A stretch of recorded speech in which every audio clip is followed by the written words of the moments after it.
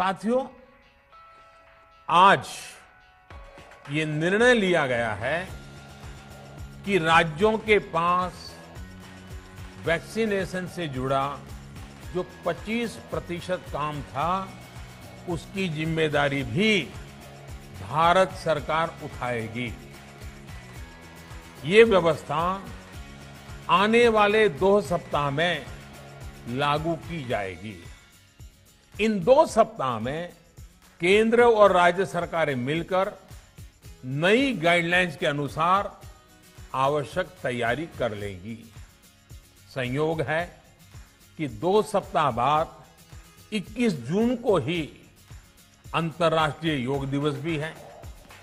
21 जून सोमवार से देश के हर राज्य में 18 वर्ष से ऊपर की उम्र के सभी नागरिकों के लिए भारत सरकार राज्यों को मुफ्त वैक्सीन मुहैया कराएगी। वैक्सीन निर्माताओं से कुल वैक्सीन उत्पादन का 75% हिस्सा भारत सरकार खुद ही खरीदकर राज्य सरकारों को मुफ्त देगी। यानी देश की किसी भी राज्य सरकार को वैक्सीन पर कुछ भी खर्च नहीं करना होगा। अब तक देश के करोड़ों लोगों को मुफ्त वैक्सीन मिली है। अब 18 वर्ष की आयु के लोग भी इसमें जुड़ जाएंगे। सभी देशवासियों के लिए भारत सरकार ही मुफ्त वैक्सीन उपलब्ध करवाएगी।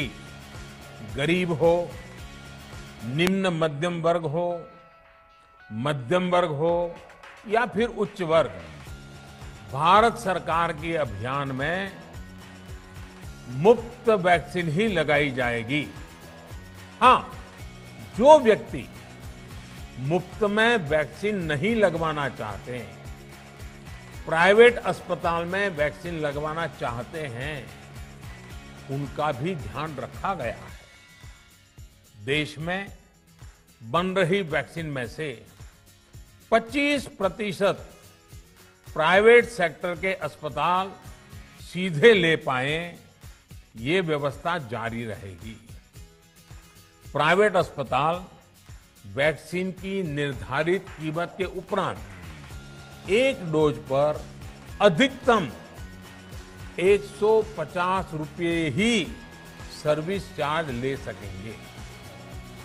पिछले वर्ष जब कोरोना के कारण लॉकडाउन लगाना पड़ा था, तो प्रधानमंत्री गरीब कल्याण अन्न योजना के तहत 8 महीने तक 80 करोड़ से अधिक देशवासियों को मुफ्त राशन की व्यवस्था हमारे देश ने की थी। इस वर्ष भी दूसरी वेव के कारण मई और जून के लिए भी इस योजना का विस्तार किया गया था। आज सरकार ने फैसला लिया है कि प्रधानमंत्री गरीब कल्याण अन्न योजना को अब दीपावली तक आगे बढ़ाया जाएगा।